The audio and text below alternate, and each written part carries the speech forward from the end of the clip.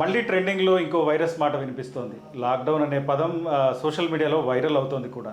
అయితే ఇప్పుడు వినిపిస్తున్న కొత్త వైరస్కి నిజంగా అంత సీన్ ఉందా, అంత ప్రమాదం ఉందా, లేక ఇదంతా ఒట్టి ప్రచారం మాత్రమేనా? దీని గురించి మరింత క్లారిటీ తీసుకుందాం. మనతో పాటు పల్మనాలజిస్ట్ డాక్టర్ రఘుదీప్ గారు ఉన్నారు, వారితో మాట్లాడదాం. మనకి హ్యూమన్ మెటానిమా వైరస్ అనేది హెచ్ఎంపీ వైరస్ అనేది రీసెంట్గా బెంగళూరు డిటెక్షన్ అని చెప్పేసి మనకు వార్తలు వస్తున్నాయి. అదే రిపోర్టింగ్లో కూడా ఫస్ట్ కేసు, సెకండ్ కేసు వచ్చింది, థర్డ్ కేసు వచ్చింది రాస్తున్నారు. నిజానికి మనకు హెచ్ఎంపీ వైరస్ అనేది మన దేశంలోనే కాదు, ప్రపంచవ్యాప్తంగా ఎప్పటి నుంచో ఉన్న వైరసే. ఇది కొత్త వైరస్ ఏం కాదు.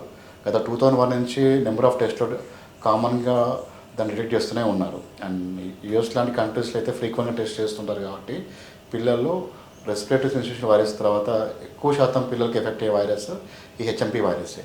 మన దేశంలో కూడా మేము ఒక్కొక్కసారి టెస్ట్ చేసినప్పుడు ర్యాండమ్ శాంపుల్స్లో హెచ్ఎంపీ వైరస్ అనేది పాజిటివ్ వస్తూ ఉంటుంది. ఇది కొత్త వైరస్ ఏం కాదు. అండ్ ఇప్పుడు దాకా మనం చూసిన కేసెస్లో అయితే కినా అంటే ఎప్పుడు చూసిన పేషెంట్ ఆ వైరస్ వల్ల కానీ ఆ వైరస్ ప్రభావం వల్ల కానీ సివియర్ హాస్పిటలైజ్ అయ్యి డెత్ అయిన పేషెంట్ చాలా తక్కువగా చూసాము. ఇప్పటికైతే చూడలేదండి. సో నిజానికి ఈ వార్తల్లో ఏంటంటే అది వైరస్ కొత్త వైరస్ కావచ్చని, ఆ వైరస్ వల్ల మళ్ళీ మనకి లాక్డౌన్ రావచ్చు, కోవిడ్ సీవియర్గా ఉండుకోవచ్చు, అంత అయితే లేదండి ప్రస్తుతానికి. అండ్ ఇది నోన్ వైరస్ అండి. అండ్ ఈవెన్ డాక్టర్స్ గ్రూప్లో కానీ ఎక్కడ దీని గురించి పెద్ద ఇన్ఫర్మేషన్ అంటే పానిక్ అలర్ట్ అయితే ఎక్కడ లేదు. ఈవెన్ చైనీస్ కొలీగ్స్తో కూడా కొంతమంది మాట్లాడడానికి ట్రై చేశారు. వాళ్ళు చెప్పింది ఏంటంటే కినా ఎవ్రీ ఇయర్ మనకి ఎలా అయితే సీజనల్ ఫ్లూ సీజన్స్ వస్తూ ఉంటాయో, వైరల్ సీజన్స్ వస్తూ ఉంటాయి, అలా వాళ్ళకి ఒక స్మాల్ వైరల్ సీజన్ లానే వచ్చింది తప్ప కోవిడ్ సివియర్ అయితే లేదని చెప్పారు. ఓకే. అండ్ బెంగళూరు పేషెంట్స్ కూడా ఎవరైతే పాజిటివ్ అని చెప్పారో వాళ్ళందరూ డిశ్చార్జ్ కూడా అయిపోయారు. ఓకే. కానీ మీడియాలో ఇప్పుడు చైనా, జపాన్, మలేషియాలో స్ప్రెడ్ అవుతుందని, గతంలో బాగా చిన్నపిల్లలకు వచ్చేది కానీ ఇప్పుడు 14 years ఏజ్ గ్రూప్ వరకు వస్తుందని. ఇది మన లోకల్గా ఉన్న వైరసే అండి, కొత్తగా స్ప్రెడ్ అయితే ఏమున్నది. ఇప్పటి నుంచో ఉన్న వైరసే. వైరల్ అవుట్ బ్రేక్స్ అనేది సీజనల్ ఫ్లూ లాగా, అంటే మనకి వాతావరణం చల్లబడ్డప్పుడు కానీ ఎస్పెషల్లీ వైరల్ ఇన్ఫెక్షన్స్కి అనుకూలంగా వాతావరణం మారినప్పుడు మన శరీరం పైన దాడి చేస్తుంటాయి. కామన్గా వచ్చేదే మన దగ్గు, జలుబు, రొంపలాగా వస్తుంటుంది. అది ఎనీ వైరస్ మన ఎప్పుడు మనం టెస్ట్ చేయం వాటికి. మనం టెస్ట్ చేస్తే ఇట్లాంటి వైరస్ ఎప్పటి నుంచో మనం డిటెక్ట్ అయితేనే ఉంటాయి మనకు. బట్ కాకపోతే కానీ ఇది ఎప్పటి నుంచో ఉన్న వైరసే, కొత్తగా అలార్మింగ్ సైన్ అయితే లేదండి. కానీ దీని గురించి కొత్తగా ఎందుకు మాట్లాడుకుంటున్నాము అంటే ఇప్పుడు 20-30 ఏళ్ల క్రితం ఇప్పుడు నెదర్లాండ్స్లో వచ్చిందని, ఆల్రెడీ అమెరికాలో వస్తుందని, చాలా ప్రపంచంలో చాలా చోట్ల ఈవెన్ మన దేశంలో ఉందని కూడా మనం చెప్పుకుంటున్నాం. కానీ ఈరోజు కొత్తగా ఎందుకు వార్తలు? కొన్ని మీడియాలో, కొన్ని సోషల్ మీడియాలో కావచ్చు, కొన్ని న్యూస్ ఛానల్లో కావచ్చు, చైనీస్ అవుట్ బ్రేక్ గురించి కొన్ని డిజిటల్ ఫొటోస్ హాస్పిటల్స్ అంతా ఫిల్ అయి ఉన్నాయి, ఆక్సిజన్ పెట్టుకోవడము, చాలామంది బెడ్స్ దొరకట్లేదు, అంత సివియర్ అంటే కోవిడ్ టైంలో ఏ విధంగా అయితే ఫొటోస్ బయటకు వచ్చాయో అట్లాంటి కొన్ని ఫొటోస్ అయితే బయటకు వచ్చాయండి, ఇమేజెస్. నిజానికి అవి కొత్త పాత ఫొటోసా లేకపోతే ఫ్రెష్ అడ్మిషన్ తెలియదు. సో ఎనీ మేజర్ హాస్పిటల్స్లో రద్దీగా ఉన్నప్పుడు అలానే ఉంటాయి ఫొటోస్ మనకు, అంటే హాస్పిటల్స్ రన్ అవుతున్నప్పుడు సీజన్లో అలానే ఫుల్గా ఉంటాయి. ఆ ఫొటోస్ బయటికి రావడం వల్ల సో కొత్త వైరస్ వచ్చింది, అవుట్ బ్రేక్ అని చెప్పడానికి కొంచెం ఎక్కువ ఇంట్రెస్ట్ చూపించడం అనిపించింది. బట్ నిజానికి ఆ చైనీస్ అవుట్ బ్రేక్స్ కూడా క్లియర్గా చెప్పారు, not only HMP virus, influenza virus ఎక్కువ ఉంది. హెచ్ఎంపీ వైరస్తో పాటు influenza, COVID-19 and mycoplasma pneumonia some bacterial infections కూడా మిక్స్డ్ ఇన్ఫెక్షన్స్ ఉన్నాయన్నమాట.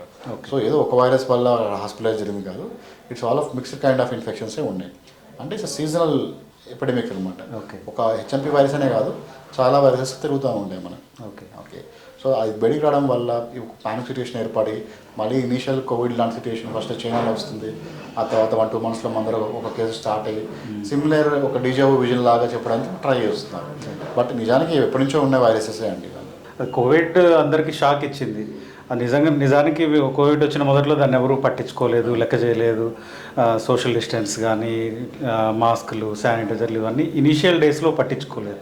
కానీ ఆ తర్వాత అదొక పెద్ద ఫోబియాలాగా మారిపోయింది. పక్కన తుమ్మిన, దగ్గిన ఉలికిపడే పరిస్థితి వచ్చింది. ఇప్పుడు కోవిడ్ అయిపోయి 2-3 ఏళ్ళు గడిచిన తర్వాత వైరస్ అన్న మాట వినపడితే ఉలికిపడే పరిస్థితి ఉంది. అట్ ద సేమ్ టైం జనాలు దాన్ని ఒక పక్కన పట్టించుకున్నట్టు ఉంటూనే ఇట్లాంటి వార్తలు మాత్రం స్ప్రెడ్ అవుతూనే ఉన్నాయి. ఇప్పుడు కొత్తగా నిజానికి ఈ వైరస్ ఎనీ వింటర్ సీజన్లో వైరల్ ఇన్ఫెక్షన్స్ కానీ ప్రాబ్లమ్స్ రావడం సహజం. కానీ ఇది 30-40 ఏళ్ల క్రితం నుంచి ఉన్న, ఇప్పుడు కొత్తగా మళ్ళీ దీని గురించి మాట్లాడుకోవటము, దీని ఇంపాక్ట్ గతం కంటే ఇప్పుడు పెరిగిందా అన్న అనుమానాలు వినిపించడం, WHO ఏదన్నా స్టేట్మెంట్ రిలీజ్ చేసిందా అనేది? No statement was given. లేదు, ఇక్కడ పానిక్ బట్టలు ఎక్కలేదు మనకు. ఓకే. ఒక వైరస్ ఒక విరిలెన్స్ ఎప్పుడు ఉంటుందండి, ఎనీ వైరస్ అంటే ఇయర్ బై ఇయర్ యాంటీజెన్స్ మారుతూ ఉంటాయి దాని లోపల, అంటే అది డెవలప్ అవుతుంటుంది. అంటే ఇమ్యూనిటీ పెరుగుతుంటుంది, వైరసెస్ తట్టుకోగల శక్తి పెరుగుతూ ఉంటుంది, దాడి చేసే శక్తి పెరుగుతూ ఉంటుంది. కాకపోతే ఆ విర్లెంట్ స్ట్రెయిన్గా మారి ఎక్కువ ఇన్ఫెక్షన్స్, సివియర్ ఇన్ఫెక్షన్స్ వస్తున్నాయని తెలియదు మనకు. ఇప్పటిదాకైతే ఏ కేసు కింద రిపోర్ట్ అయితే కాలేదు. But any viral infection, not only HIV virus కావచ్చు, any viral infection sometimes can cause major illnesses. But if you see the percentage ఎంతమందిలో మాత్రమే వస్తుంది అడిగినా వెరీ వెరీ మినిమల్ అండి. అంటే 100 మంది ఎఫెక్ట్ అయితే ఒకరికి కూడా కాదు, లెస్ దెన్ 1 అని చెప్తాను నేను. ఓకే, లెస్ దెన్ 1 అంటే అది ఎనీ డిసీజ్లో ఉంటుంది ఆ ప్రాబిలిటీ అనేది. సో దాని గురించి పెద్దగా ఇప్పుడు యాజ్ ఇట్ ప్యానిక్ అవ్వాల్సిన అవసరం లేదు. ఇవన్నీ ఎప్పటి నుంచో ఉన్న వైరసెస్ కావచ్చు. మనకు ఈ వైరసెస్ మ్యూటేషన్స్ వల్ల దాని విరిలెన్స్ పెరుగుతూ అంటే ఉండొచ్చు. కోవిడ్ మ్యూటేషన్స్లో కూడా కొన్ని మ్యూటేషన్స్ డేంజర్. ఇప్పుడు డెల్టా చాలా ప్రాణాలు తీసింది, దాని తర్వాత ఒమిక్రాన్ పెద్దగా ఏం లేదు. సో అట్లా దీంట్లో కూడా మ్యూటేషన్స్ మారుతుంటాయి. కానీ ఫ్రీక్వెంట్గా మనము ఏరియా ఆఫ్ ఇంట్రెస్ట్ అంటాం. ఎప్పుడైతే మనకు మనుషుల మీద ఎక్కువ ప్రభావం చూపించి ఎక్కువ ఎఫెక్ట్ పడితే అప్పుడు దాన్ని స్టడీ చేస్తారు. ఓకే, అండ్ దాని జీనోమ్స్ అన్ని సీక్వెన్సింగ్ చేస్తుంటారు. రెగ్యులర్గా వాళ్ళ వైరాలజీ ల్యాబ్స్లో మైక్రోబయాలజీ చేసే పని ఆల్రెడీ చేస్తూనే ఉంటారు. అండ్ ఇప్పుడు దాకైతే దీనికి వ్యాక్సిన్ కూడా ఇంకా కనుక్కోలేదు. Right. So it's routine virus లానే దాన్ని చూస్తున్నారు తప్ప ఏరియా ఆఫ్ ఇంట్రెస్ట్ లాగా స్పెషల్ వైరస్, సిగ్నిఫికెంట్ వైరస్ లాగా చూడట్లేదు. ఇంటెన్సిటీ పరంగా కోవిడ్తో పోల్చితే హెచ్ఎంపీ వైరస్ అంత పెద్దది కాదు అనేది మీరు చెప్తున్నారు. యాక్చువల్లీ ఈ రెండింటికి ఉన్న ఇంటెన్సిటీ కాకుండా స్ప్రెడ్ అవ్వటంలో ఏదైనా డిఫరెన్స్ ఉందా? కోవిడ్ వైరస్లో ప్రాబ్లం ఏంటంటే ఇంటెన్సిటీ కంటే చాలా ఫాస్ట్గా స్ప్రెడ్ అయ్యే గుణాన్ని ఉన్నది. రైట్. దానివల్ల ఎక్కువ పీపుల్ ఎఫెక్ట్ అయ్యారు. So when people are affected, ఎక్కువ మంది ఎఫెక్ట్ అయ్యారు కాబట్టి నీకు ఎక్కువ హాస్పిటలైజేషన్ కనపడుతున్నాయి. నిజానికి దాని మోటాలిటీ కూడా తక్కువనే ఉంటుంది. ఓకే ఓకే మనకు ఈ ఇన్ఫ్లుయెంజా కావచ్చు, హెచ్ఎంపీ కావచ్చు, డ్రాప్లెట్ స్ప్రెడ్ ద్వారా సిమిలర్ స్ప్రెడ్ అయ్యాయి. కాకపోతే కోవిడ్ స్ప్రెడింగ్ కెపాసిటీ అనేది చాలా ఎక్కువగా ఉండేది, అది కొన్ని మ్యూటేషన్స్ వల్ల. సో దానివల్ల ఎక్కువ మంది స్ప్రెడ్ అయినప్పుడు 1% ఇన్ 100 అంటే ఒకరే, కానీ 1 in 1 lakh అంటే ఎంతమంది అవుతారు మనకు? సో ఆ విధంగా నెంబర్ ఆఫ్ పీపుల్ ఎక్కువ మంది ఎఫెక్ట్ అయ్యేసరికి నీకు విరిలెన్స్ ఎక్కువ కనపడుతుంది. బట్ నిజానికి ఈ హెచ్ఎంపీ వైరస్ కైనా కావచ్చు, ఇన్ఫ్లుయెంజా కావచ్చు, వీటన్నిటికంటే ఇన్ఫ్లుయెంజా వైరస్ మోర్ డేంజరస్ అండి. అండ్ దానికి వ్యాక్సినేషన్ కూడా ఉంది ఇన్ఫ్లుయెంజా వైరస్కి. కానీ అది చాలామంది తెలియదు, తీసుకోరు. హ్యావ్ ఇన్ఫ్లుయెంజా వ్యాక్సిన్ షాట్ తీసుకోండి. ఎందుకంటే ఎక్కువ హాస్పిటలైజేషన్స్ కోవిడ్ కంటే ముందు నుంచి కోవిడ్ తర్వాత కూడా మేము ఫ్రీక్వెంట్గా ఇన్ఫ్లుయెంజా వైరస్ వల్ల హాస్పిటలైజ్ అయ్యి చనిపోయిన పేషెంట్స్ మేము చూస్తూనే ఉన్నాం. అంటే విరిలెన్స్ ప్రకారం చూసినా కానీ ఇన్ఫ్లుయెంజా వైరస్కి ఎవ్రీ ఇయర్ వ్యాక్సిన్ మారుతూ ఉంటుంది. వాళ్ళు ఎలా ఎందుకంటే వైరస్ మారుతుంటుంది కాబట్టి దానికి తగ్గట్టుగా వీళ్ళు వ్యాక్సిన్ కూడా మారుస్తూ ఉంటారు. సో బెటర్ థింగ్ ఏంటంటే వ్యాక్సినేషన్ ఉంది, ఇన్ఫ్లుయెంజా వైరస్ మోర్ సివియర్, దాన్ని టార్గెట్ చేసుకోవడం బెటర్. ఇప్పుడు కూడా మీ హాస్పిటల్లో రాగానే చూస్తున్నాం, ఒకళ్ళిద్దరు నెబులైజర్ పెట్టుకొని ఉన్నారు, మాస్కులు పెట్టుకొని కనిపిస్తున్నారు. సరే, జనరల్గా వింటర్లో ఇట్లాంటి ఇష్యూస్ కనిపిస్తూనే ఉంటాయి.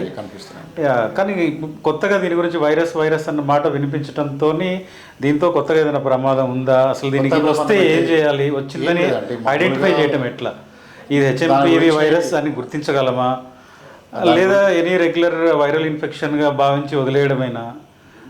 మెడికేషన్ ఏంటి? మెడికేషన్స్ ఏమి ఉండవండి. ఓకే, మీకు జలుబు చేసింది అనుకోండి, ఏం చేస్తారు మామూలుగా సిట్రజిన్ టాబ్లెట్లో అట్లా కౌంటర్ బేస్డ్ మెడిసిన్ వేసుకుంటారు. హెడేక్గా ఉంటే ఫీవరిష్గా ఉంటే పారాసిటమాల్ టాబ్లెట్ వేసుకుంటారు. That is as of now treatment అంతే మనకు. ఓకే, సింపుల్ కోల్డ్కి మీరు చాలామంది హాస్పిటల్ కూడా రారు, సింపుల్ థింగ్ అది. హోమ్లో మేనేజ్ చేసుకుంటారు, హోమ్ రెమెడీస్ వాడతారు. అలానే ఉంటుంది 99% పీపుల్కి.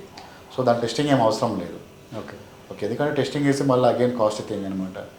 దానికి అయ్యే ఖర్చు ఇవన్నీ ఉన్నాయి, టెస్ట్ అవైలబుల్ ఉన్నాయి, ఖర్చు కూడా అవైలబుల్ ఉంటుంది. కానీ బట్ నాట్ నెసెసరీ అనమాట. ఎందుకంటే మనం సింపుల్గా 5 daysలో సెల్ఫ్ లిమిటింగ్ డిసీజ్కి నువ్వు టెస్ట్ చేసేది ఏముండదు, అనవసరంగా పానిక్ అవ్వడం తప్ప.